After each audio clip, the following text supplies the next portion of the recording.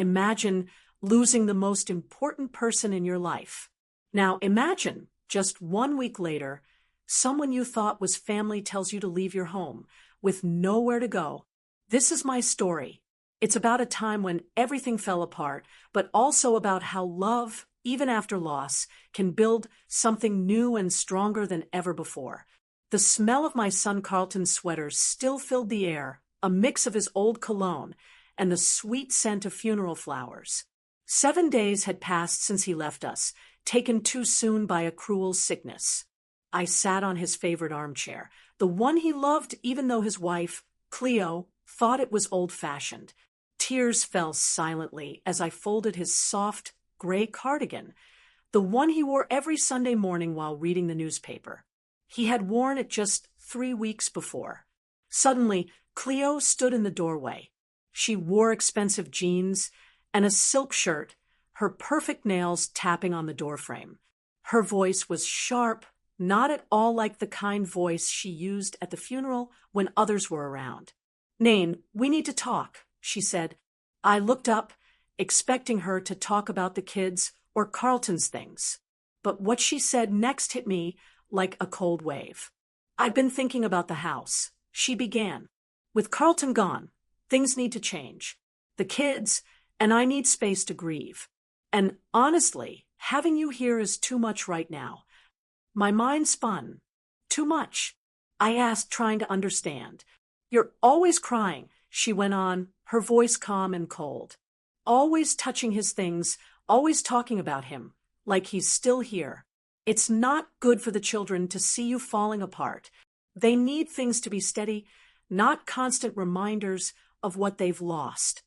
My hands were still on Carlton's sweater.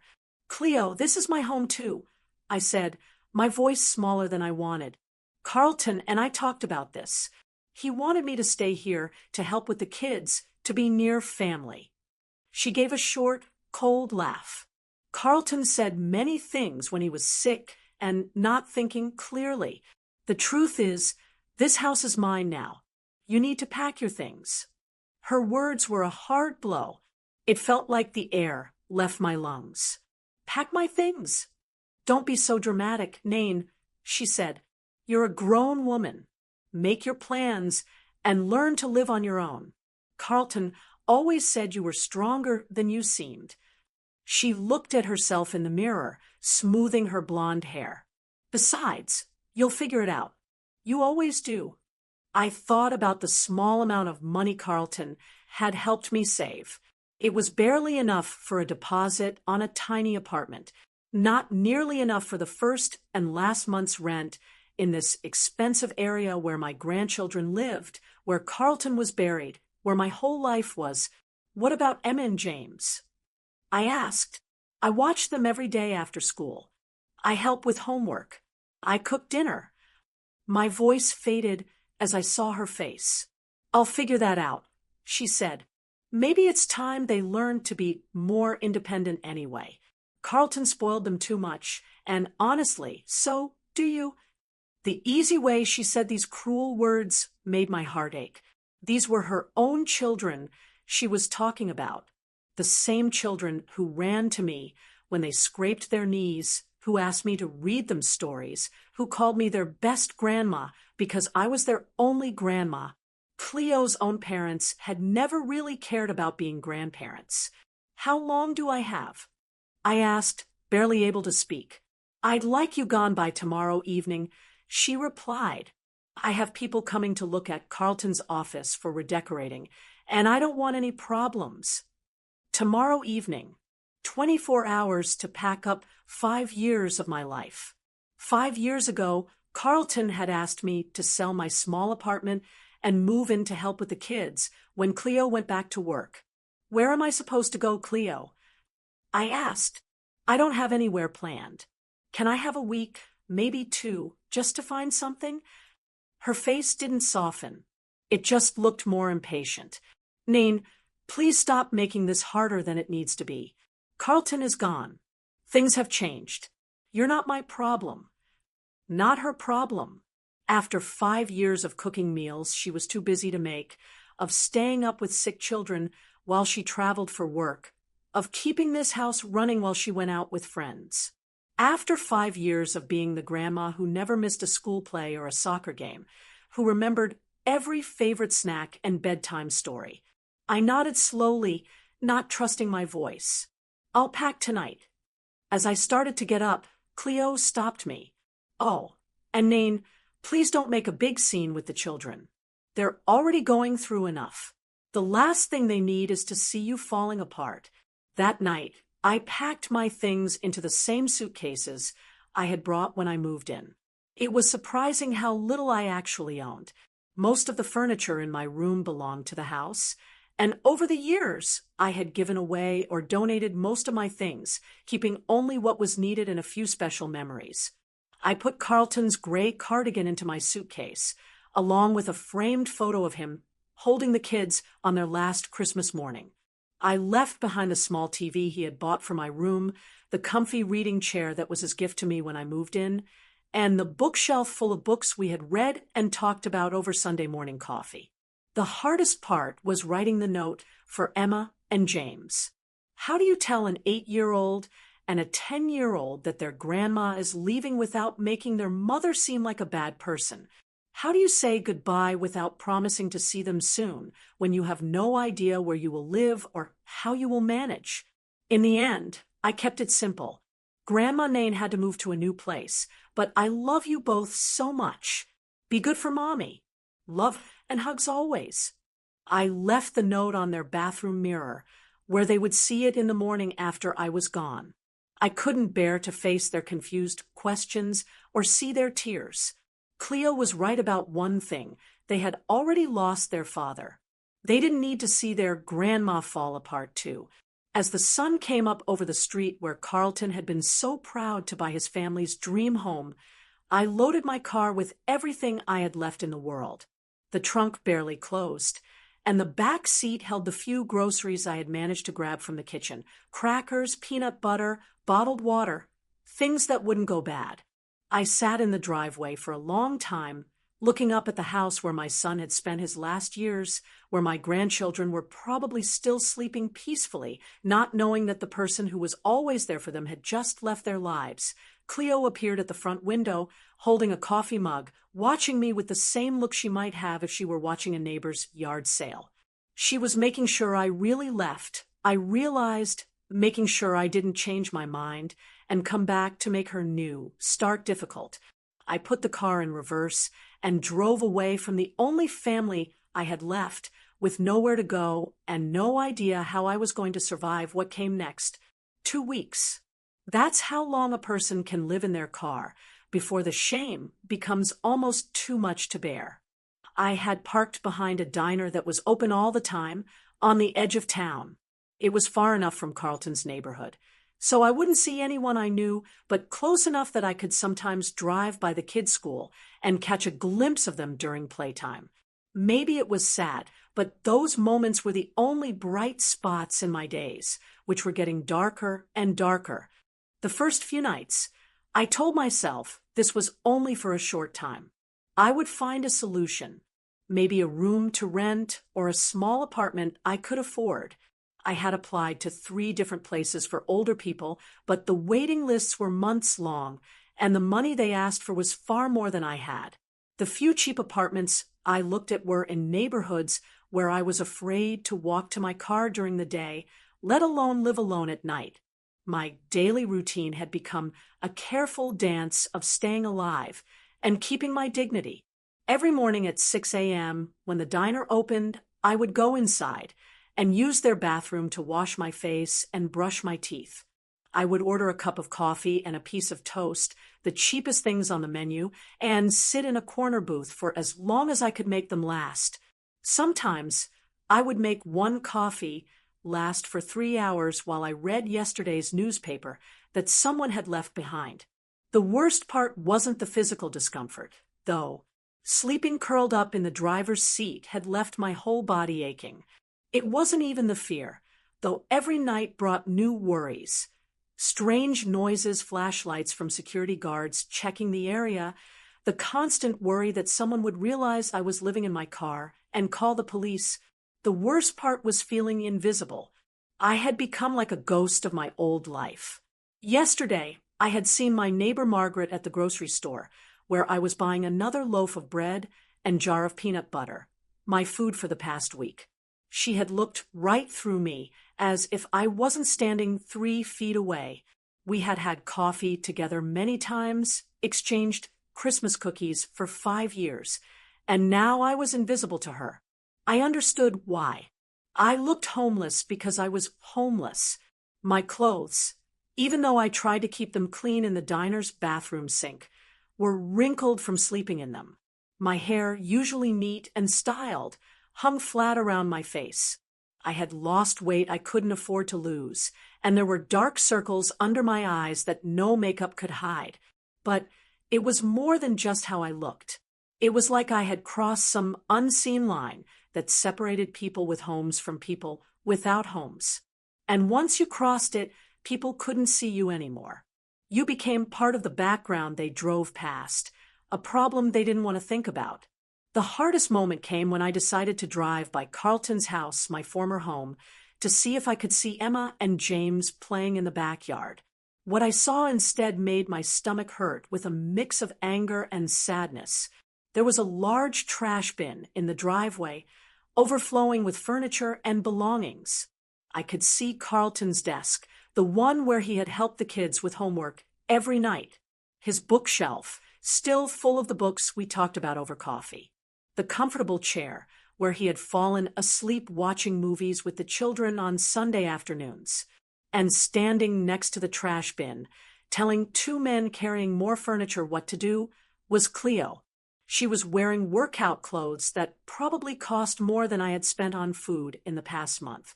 Her phone was pressed to her ear, and she was laughing at something the person on the other end was saying. I watched as they brought out the small dining table from Carlton's office, the one where he had set up his laptop during his last months when climbing the stairs became too hard, the table where he had spent hours organizing family photos, writing letters to the kids for future birthdays he knew he wouldn't see. Cleo waved her hand to dismissively as they threw it into the trash bin with a loud crash that I could hear from half a block away. I drove away before she could see me.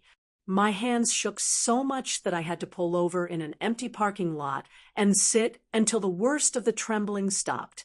How could she just throw away everything that connected the children to their father? How could she erase him so completely, so quickly? That evening, I made the mistake of checking Facebook on the library's public computer during my daily internet time. Cleo had posted a photo of herself in what looked like a completely redecorated living room. Everything was white and shiny and very simple. Nothing like the warm, comfortable family space where Carlton used to build blanket forts with the kids. The words under the picture said, "Sometimes you have to clear out the old to make room for the new, feeling thankful for fresh starts and new beginnings."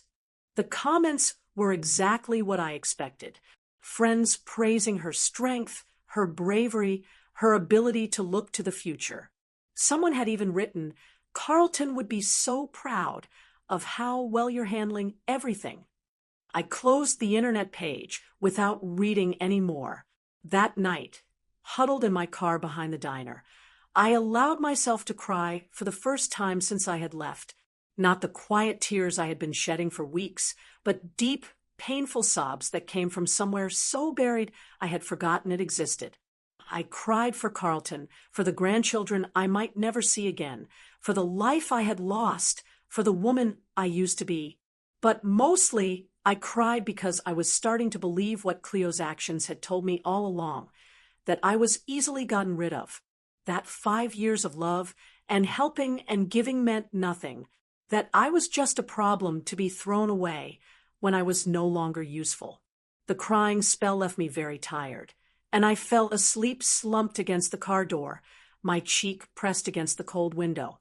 I dreamed about Carlton as a little boy, pulling on my apron and asking for help reaching something on a high shelf. In the dream, I was young again, strong again, needed again. I woke up to the sound of my phone ringing. An unknown Number showed on the cracked screen. For a moment, I thought about not answering. In my experience lately, unknown numbers meant bills I couldn't pay or people I couldn't help. But something made me slide my finger across the screen. Mrs. Peterson, this is Robert Chin from Chin Martinez and Associates. I was your son, Carlton's attorney. I've been trying to reach you for several days. We need to discuss some urgent matters regarding Carlton's estate. My heart started beating fast.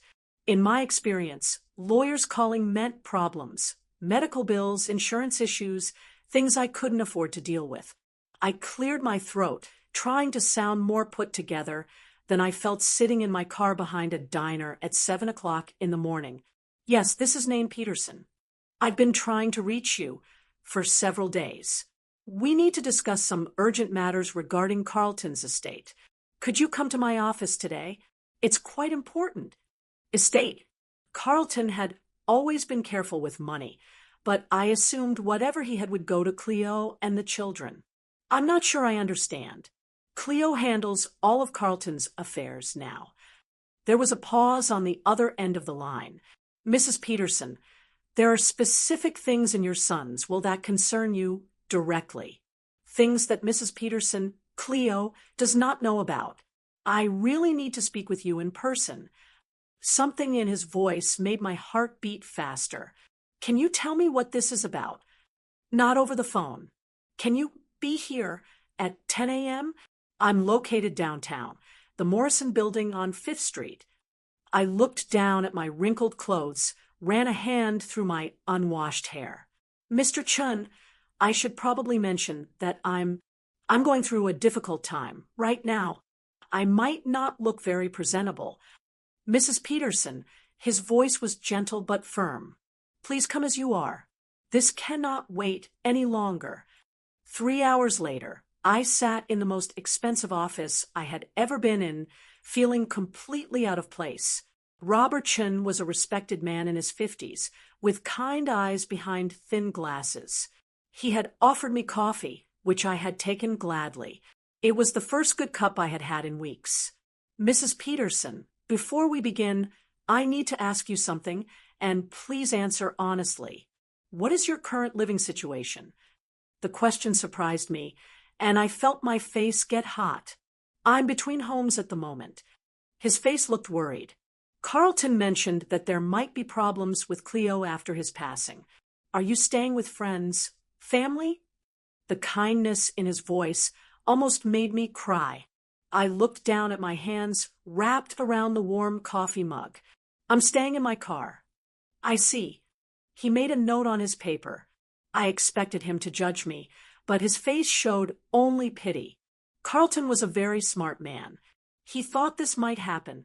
He pulled out a thick yellow folder and opened it carefully. Mrs. Peterson, I need to read you several parts of your son's will. But first, let me ask, what do you know about Carlton's money situation? Not much. I know he had life insurance from his work and the house, but I thought it all went to Cleo and the children. Mr. Chin nodded slowly. Carlton came to see me about 8 months ago, soon after he was told he had cancer. He was very clear about certain changes he wanted to make to his will, changes that he asked me to keep completely secret until after his death. He pulled out a document and adjusted his glasses. Let me read you the important part. To my beloved mother, Nain Peterson, who gave so much for my happiness and well-being throughout my life, I leave the sum of $7 million to be held in trust and managed by Chin Martinez and Associates until such time as Mrs. Peterson can establish stable housing and financial management. The words seemed to hang in the air. I stared at him, sure I had heard wrong. I'm sorry. Could you repeat that? $7 million. Mrs. Peterson, your son was far richer than most people knew. He had been making very successful investments for years, and his life insurance policy was very large. I felt dizzy, but Cleo said, she said everything belonged to her now. Mrs. Peterson, may I ask what exactly Cleo told you? The words tumbled out. The way she had kicked me out of the house, her casual cruelty, the way she completely dismissed my 5 years of helping the family. As I spoke, Mr. Chen's face grew more and more serious. Carlton specifically expected this to happen. He said when I finished, "There's more to the will that you need to hear." He turned to another page.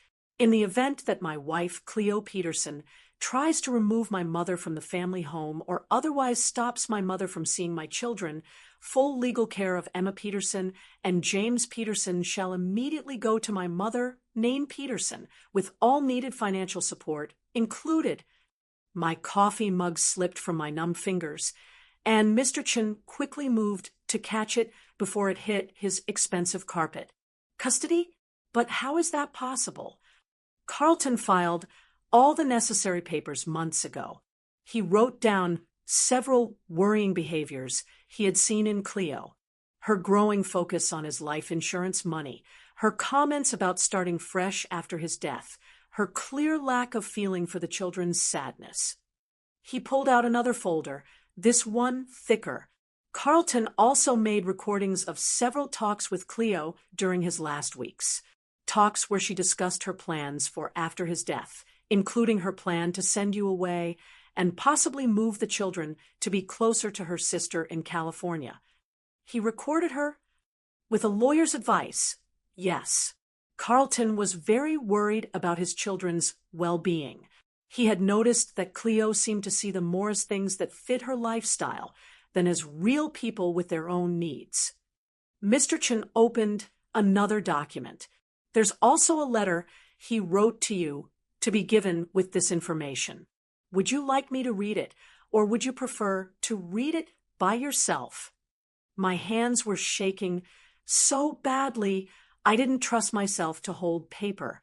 Could you read it, please? He unfolded a sheet of paper covered in Carlton's familiar handwriting. "Mom, if you're hearing this, it means my worst fears about Cleo have come true. I'm so sorry I couldn't warn you while I was alive. But I was afraid she'd turn the kids against you if she knew what I suspected about her true feelings toward our family. I've been watching her for months, and I've seen how she looks at you when she thinks no one is paying attention. I've heard her on the phone with her sister talking about how much easier her life will be when she doesn't have to deal with Carlton's needy mother anymore. I know she probably told you that you're not wanted, that you're a burden. She's wrong. You are the most loving, unselfish person I've ever known. You gave up your own comfort to help us, and I will never forget that. The money I'm leaving you isn't just something inherited. It's payment for all the years you put our needs before your own. It's also my way of making sure you have the power to protect Emma and James, the way you always protected me. I know Cleo will fight this, but I've made sure she can't win. You are their grandmother, and you love them in a way she never has and never will. They need you, Mom. I need you to take care of them. Don't let guilt or doubt stop you from claiming what is rightly yours. You earned every penny, and those children need at least one parent who puts their feelings first. I love you, and I'm sorry I waited so long to make sure you were protected. Your grateful son, Carlton." By the time Mr. Chen finished reading, tears were streaming down my face. Not tears of sadness this time, but something else entirely. Relief, feeling like I was right, and deep down, a growing sense of power I hadn't felt in weeks. "When can we start the custody transfer?" I asked, my voice steadier than it had been in days.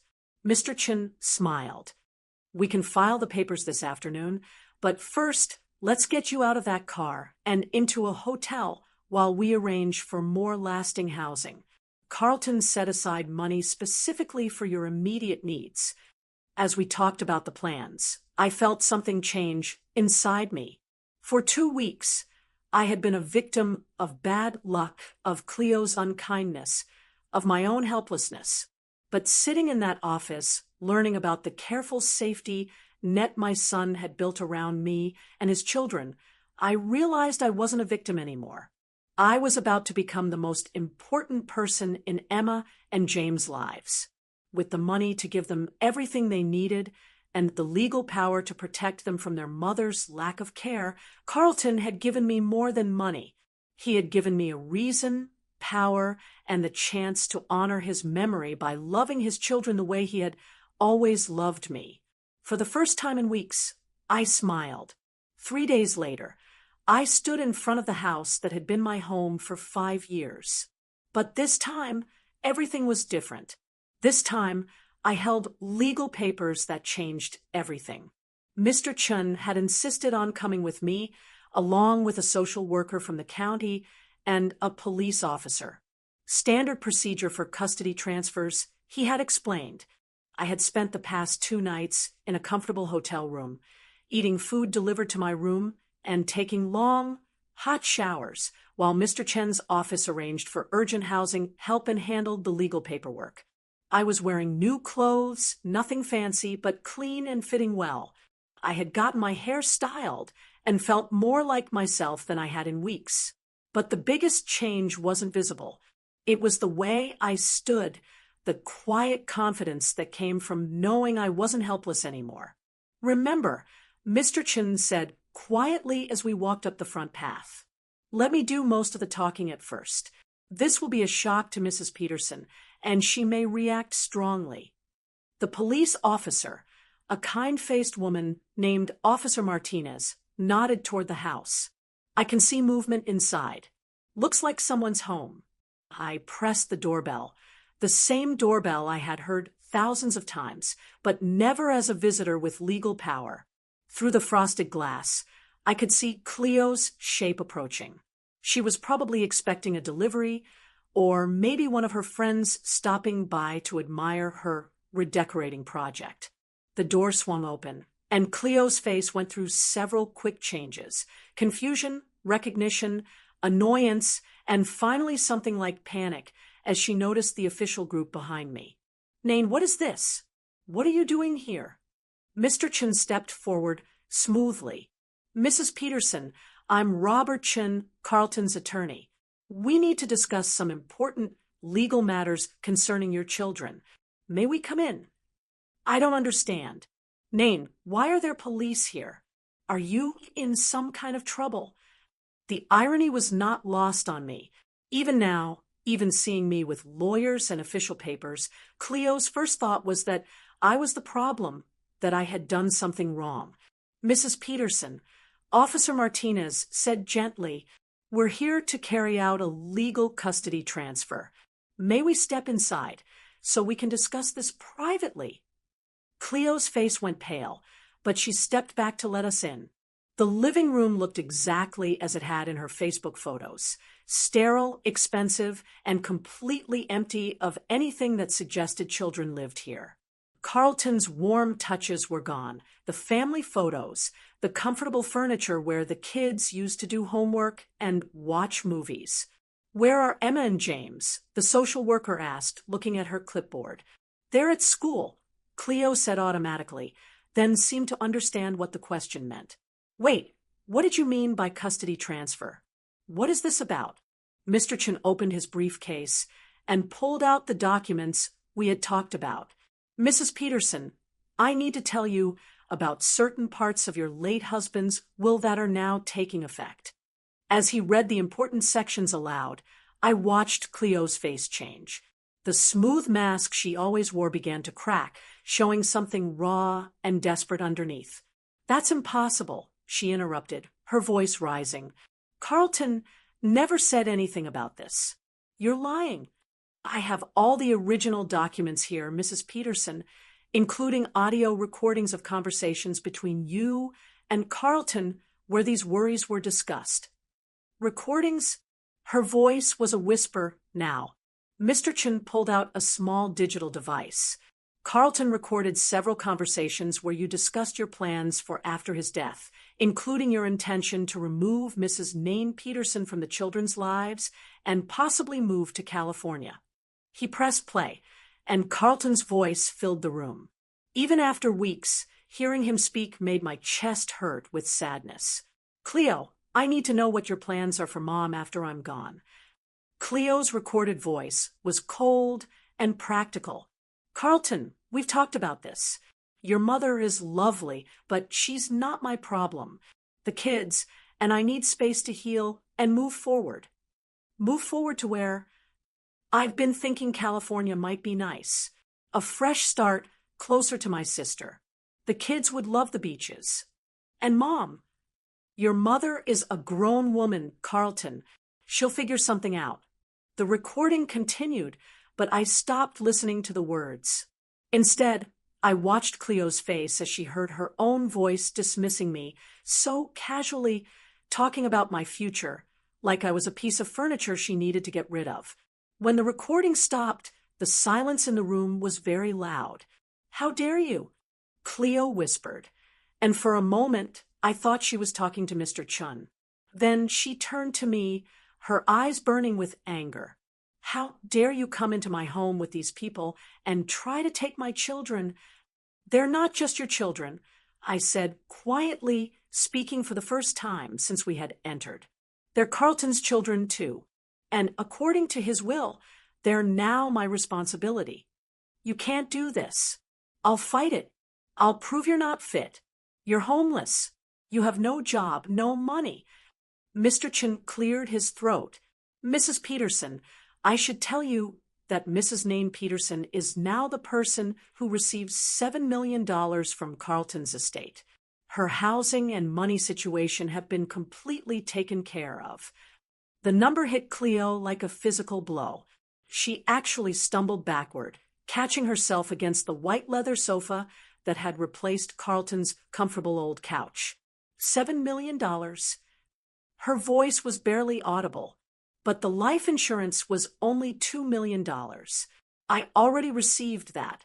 Carlton had a lot of investments and things of value beyond the life insurance policy, Mr. Chin explained patiently. Things that he chose to leave to his mother along with custody of his children. I watched Cleo's mind working fast, trying to understand this information. I could see the exact moment when the truth hit her.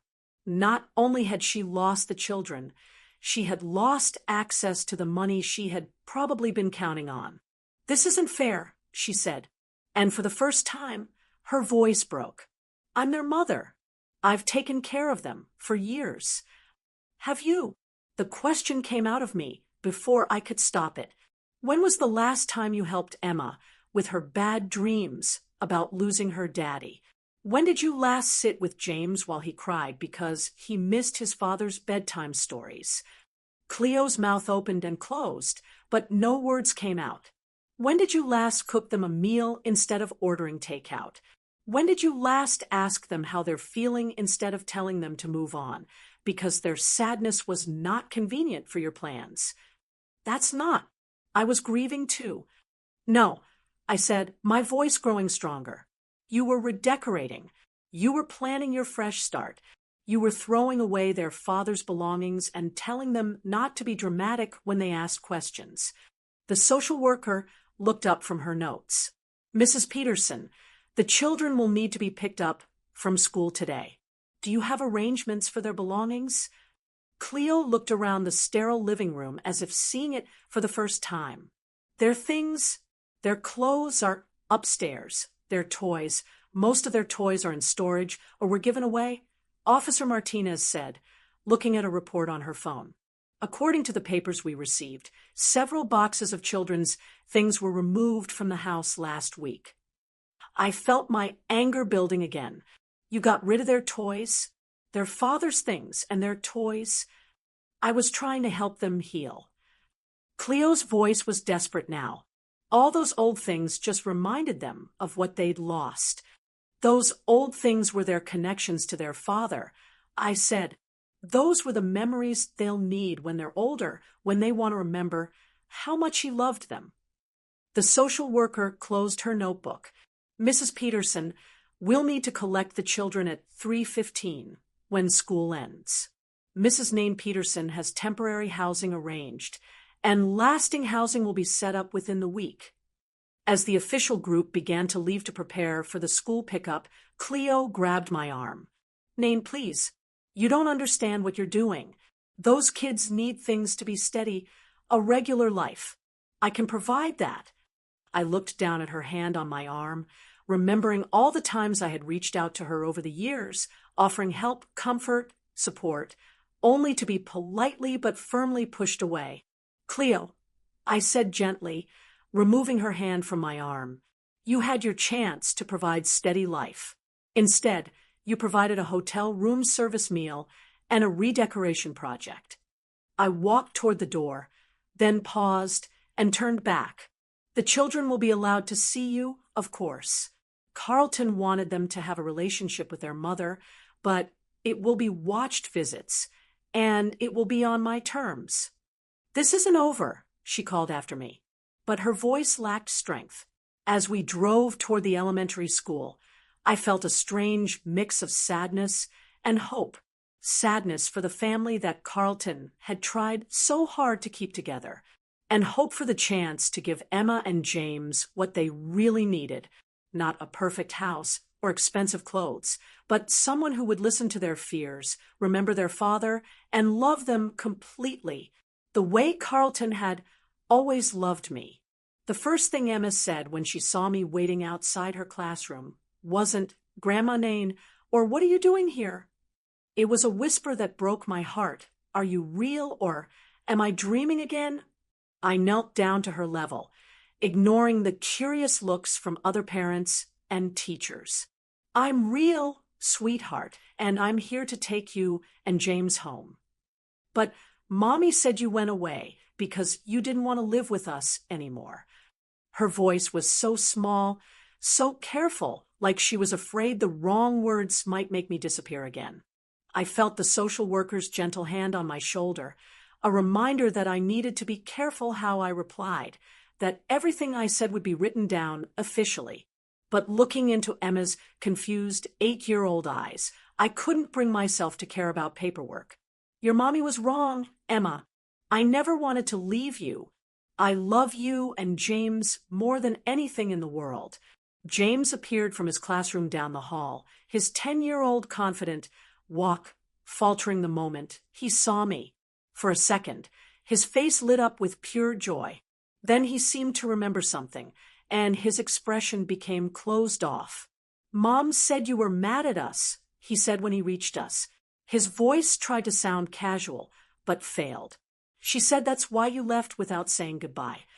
I looked between these two beautiful children, seeing the careful walls they had built around their feelings, the way they had learned to protect themselves from disappointment.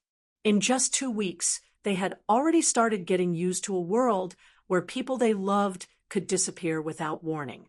"James, Emma, I need you both to listen to me very carefully," I said, sitting down on the hallway floor, so we were all at the same level. "I didn't leave because I was mad at you or because I didn't want to live with you. I left because your mother asked me to leave, and I thought I had to do what she said." "But you're our grandma," Emma said, tears starting to form in her eyes. "Grandmas aren't supposed to leave." "You're absolutely right. Grandmas aren't supposed to leave, and I'm never leaving you again." The social worker cleared her throat gently. "Children, your grandmother is going to be taking care of you from now on. She has a nice place for you to stay, and all the legal paperwork has been completed." James's eyes widened. "You mean we don't have to live with Mom anymore?" The question hung in the air, and I realized that these children had been just as unhappy with their life after Carlton as I had suspected. They had been grieving not just their father, but the warmth and comfort that had disappeared from their home along with him. "You'll still see your mother," I explained carefully, "but you'll live with me. We'll have our own place with room for all your things and all your memories of Daddy." "Can I have pictures of Daddy in my room?" Emma asked immediately. "Mommy put them all away because she said they made her too sad." "You can have as many pictures as you want. We'll make a whole wall of Daddy pictures, if that's what makes you happy." James looked doubtful. "Mom said you don't have any money, and that's why you had to leave. How can you take care of us if you don't have money?" I smiled, thinking about the talk I had had with Mr. Chun about how to explain the inheritance to children. Your daddy made sure I'd have everything I need to take care of you. He was very smart about money, and he loved us all very much. Daddy left you money? Emma's eyes were wide. He left me something much more important than money, Emma. He left me the job of taking care of his most precious treasures, you and James. The drive to our temporary housing, a furnished 3-bedroom apartment that Mr. Chen's office had arranged, was quiet. Both children sat in the back seat, sometimes whispering to each other, trying to understand this huge change in their lives. When we arrived, I watched their faces as they took in the simple but comfortable space. It wasn't the fancy show home they had been living in with Cleo, but it felt warm in a way that house hadn't for months. "This is your room, Emma," I said, showing her the smaller bedroom. I had already started decorating with some of her favorite things I had managed to save: a few stuffed animals, some books, the night light that looked like a butterfly. "And James, this one is yours." James stood in the doorway of his room, looking around at the twin bed, the desk where he could do homework, the bookshelf waiting to be filled. "It's smaller than my room at Mom's house," he said. "That's true. Is that okay?" He was quiet for a long moment. "It feels warmer," he said finally, "like someone who loves me picked it out." That first evening, we ordered pizza and sat on the living room floor eating it straight from the box, something Cleo never would have allowed in her perfectly kept house. I told them stories about their father as a little boy, stories they had never heard before, and watched them laugh for the first time in weeks. "Daddy really put peanut butter in his hair." Emma giggled. He was sure it would make his hair grow faster, so he could look like his favorite baseball player. "Your grandfather was not amused when he came home from work and found Carlton's hair full of Skippy." "What did Grandpa do?" James asked, completely caught up in the story. "He sat your daddy down in the kitchen and spent 2 hours washing his hair with dish soap. And then he told him that if he wanted to be like his baseball hero, he should practice hitting and catching instead of experimenting with food." As the evening went on, I noticed small things that broke my heart. Emma automatically started cleaning up the pizza boxes and napkins without being asked, something she had clearly been taught to do to keep Cleo's house spotless. James kept glancing at the clock and asking if it was time for bed, as if he was worried about breaking some rule. "Emma, sweetheart, you don't have to clean up. We can do it together in a little while. But Mom says if we don't clean up right away, we make extra work for other people." "Your mom was right that it's good to be helpful," I said carefully. "But in our house, we don't have to worry about making everything perfect all the time. Sometimes it's okay to just relax and enjoy being together." That night, after both children were settled in their beds, I sat in the living room and called Mr. Chun to tell him about the move. "How are they adjusting?" he asked. "Better than I expected. But there are signs that they've been very careful for months. They're afraid to make messes, afraid to be too loud, afraid to show too much feeling." That's consistent with what Carlton wrote in his notes about Cleo's way of parenting. The good news is that children are strong. With constant love and patience, they'll remember how to be children again. Over the next few weeks, I watched Emma and James slowly come back to life. Emma started having tea parties with her stuffed animals again, instead of keeping them lined up perfectly on her shelf. James began leaving his baseball glove on the kitchen counter, and his homework spread across the dining table, instead of immediately putting everything away. They started asking questions about their father, not just the clean, simple memories Cleo had allowed, but real questions about his childhood, his fears, his dreams, his sense of humor.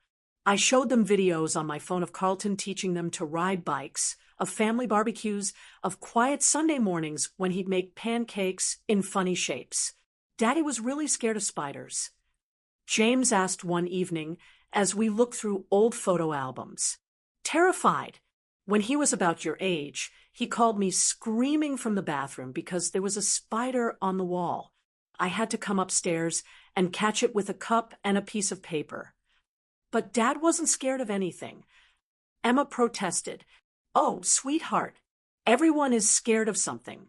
Your daddy was scared of spiders and thunderstorms, and the first time he had to give a presentation at work. But being brave doesn't mean you're not scared. It means you do what you need to do even when you are scared." These conversations were healing for all of us. The children were reclaiming their father as a real person rather than the perfect memory Cleo had tried to keep. And I was remembering Carlton not just as the son I had lost, but as the man who had loved his children enough to protect them even after his death. But the real important moment came on a rainy Saturday afternoon when Emma found me crying quietly in the kitchen while I made lunch. "Grandma Nain, are you sad because of Daddy?" I wiped my eyes and knelt down to her level. "Yes, sweetheart. I miss him very much. Do you ever feel sad about Daddy?" She nodded seriously. "Mommy said I shouldn't cry about Daddy because it makes other people sad too." "Oh, Emma." I pulled her into a hug. "It's okay to cry when you miss someone you love. Crying doesn't make me sad. It makes me proud that you loved your daddy so much. Can I cry with you sometimes?" "Always, sweetheart. We can cry together, and we can laugh together, and we can remember Daddy together." That afternoon, all three of us ended up on the couch, sharing memories and tears and tissues. For the first time since Carlton's death, his children were allowed to grieve properly, to feel their feelings without worrying about how it affected the adults around them. As James fell asleep against my shoulder and Emma curled up with her head in my lap, I realized that Carlton had given me more than money and legal power. He had given me the chance to give his children what they needed most: permission to be human, to feel deeply, to love without fear. And in doing so, he had saved not just them, but me as well. 6 months later, I stood in the kitchen of our new home, a simple 3-bedroom house with a backyard where Emma could practice cartwheels and James could throw his baseball against the fence. The sounds of children being children filled the air. No walking quietly around expensive furniture, no whispered talks, no constant worry about bothering someone. Emma was upstairs playing music while she organized her rock collection, something that would have sent Cleo into a panic about noise levels and mess. James was in the living room, lying on the floor with his homework spread across the coffee table, sometimes calling out math questions for me to help him solve. These were the sounds Carlton had wanted to protect when he made his secret plans. This was the life he had imagined for his children: messy, loud, real, and full of complete love. The doorbell rang, stopping my thoughts. Through the front window, I could see a familiar shape standing on the porch, and my stomach tightened with old worry before I reminded myself that things were different now. Cleo stood on my doorstep holding a small gift bag, looking more unsure than I had ever seen her. The past 6 months hadn't been easy for her. Word around town was that she had had to sell the show house. Apparently, Carlton's investments and insurance money had been specially set up so that most of it went to his children's money fund, and to me, leaving her with only enough to start over, not enough to keep her expensive lifestyle. "Hello, Nain," she said when I opened the door. "I was hoping I could see the children for a few minutes." "It's not your scheduled visit day," I said calmly. Over the months, we had set up a routine. Watched visits every other Saturday afternoon, with the understanding that any changes needed to be talked about beforehand. "I know. I brought Emma something for her birthday next week, and I thought maybe we could talk." I studied her face, looking for signs of the tricks that had once come so naturally to her. Instead, I saw something I had never seen before: real humbleness. "The children are doing homework," I said, "but you can come in for a few minutes."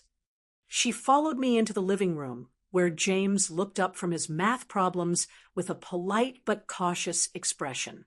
"Hi, Mom." "Hi, sweetheart. How's school going?" Good. I made the honor roll again. His voice was plain, neither looking for her approval nor pushing away her interest. That's wonderful, James. Your father would be so proud. Something in her voice was different,